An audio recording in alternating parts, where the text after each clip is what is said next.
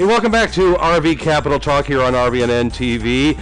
With us this segment is Mr. Greg Fohr, who is the current chairman of RVIA, the Recreation Vehicle Industry Association, as well as president of Dicor Corp., a major supplier to the RV industry here in Elkhart. Welcome to RV Capital Talk. Thank you, Dave. Happy to be here. Yeah, we're really glad to have you, and we understand things are going to be getting pretty busy here in another week or so at with RVIA.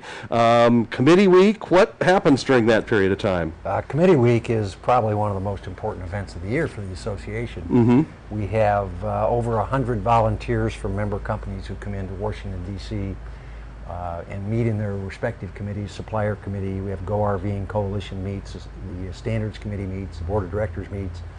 And basically we take what we did at the strategic planning session and put it into implementation through the committees. Okay. And then it comes back to the board, and we use that for budgetary basing for fiscal year 2012. Right, and it's a large association, and it's a little bit like herding cats to get all that to kind of work together, isn't it? It is sometimes, but you know, we have a great staff at RVIA, Yeah, and we have great volunteers in this industry, and they understand why they're there, and they understand what they have to do, and they get it done. That's great. Great. You know, if you would render down, Greg, on the RVIA side of things, what's really to occur there, and what things are going to be considered? What would you qualify as the top items on the table for committee week? Well, there's a number, but let me try to squash those down if I can for you. Obviously, the Go RVing Coalition is a big issue, which we'll get into later, I think. But if you go beyond that, the franchise legislation across the country is still one of the primary legal issues that our industry faces, not just manufacturers, but manufacturers and our dealer partners both face that. So we continue to work there. We have more federal issues on the table than we've ever had in the history of RVIA, which is just an indication of continued government intervention in business, in our opinion. But we face those, and we don't have much choice but to deal with them. So if you take the government interaction, you take Go RVing, those are probably the primary two that faces. Without getting bogged down in it, probably nothing is more delicate than franchise legislation. And when we speak of that, to clarify, we're talking about manufacturers, right, as it relates to their dealers. That's correct. In the agreements by which they work. That is correct. All right, and could you just touch a bit on what is relevant more so today? I think what happens is, especially since the economic downturn, the car dealer associations and the dealer franchise laws that have taken place in states have been renewed and re-looked at. And in many cases, in many states, the RVs fall under the automobile franchise legislation. We think there needs to be RV-specific legislation because there's a lot of differences between the car industry and the RV industry. But that's a tough fight. And it's not always a fight with our dealer partners. Sometimes it's a fight with the state legislators or with the car dealer associations who don't want to lose that membership group. But it is something the industry needs, is RV-specific legislation. We prefer we didn't have to operate under legislative guidelines, but we do. And that's because sometime in the past somebody didn't treat somebody very nice. Yeah. So now we're going to let the government try to dictate how we treat each other. How does environmental legislation and RV, that kind of regulation fall into this? Is that a problem or an opportunity? Yes.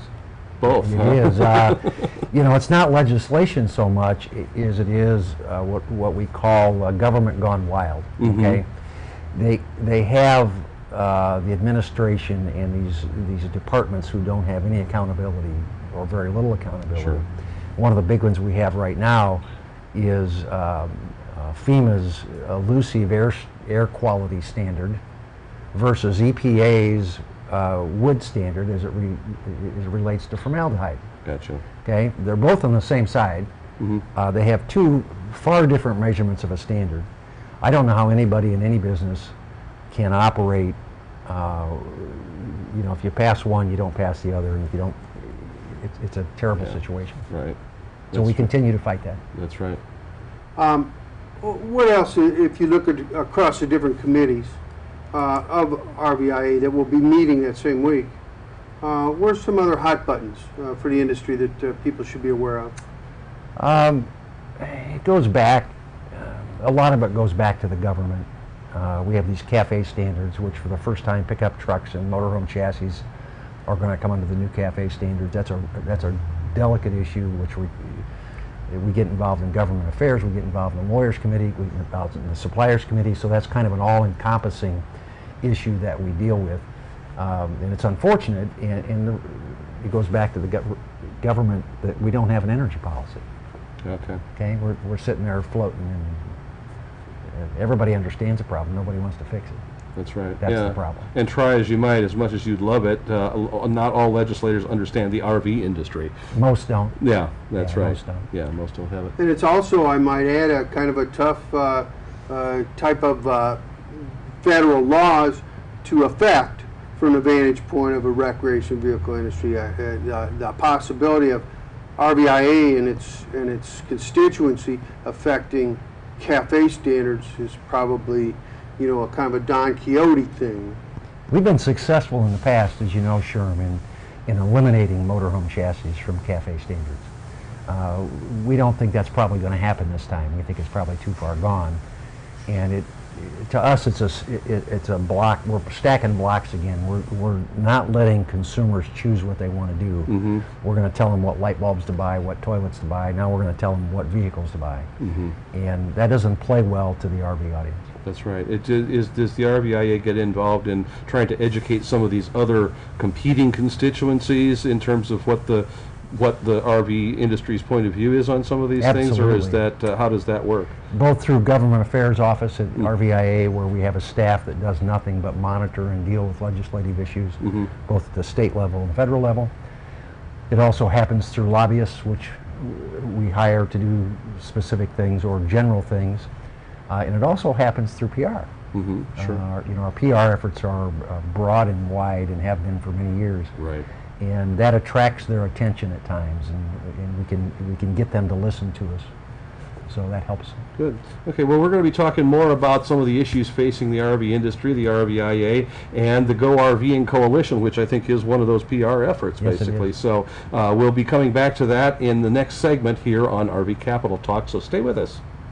Today's show is brought to you by Angie's List, where you'll find thousands of unbiased reports and reviews about service companies in your area. Whether you're looking for a roofer, plumber, house cleaner, dentist, or even a doctor, Angie's List members share their experiences with each other so that you can choose the service company that's right for your job. Companies can't pay to be on Angie's List, and the reviews come from people just like you who have had experience with the companies mentioned. To find out more, go to RVNN.TV and click on the Angie's List ad.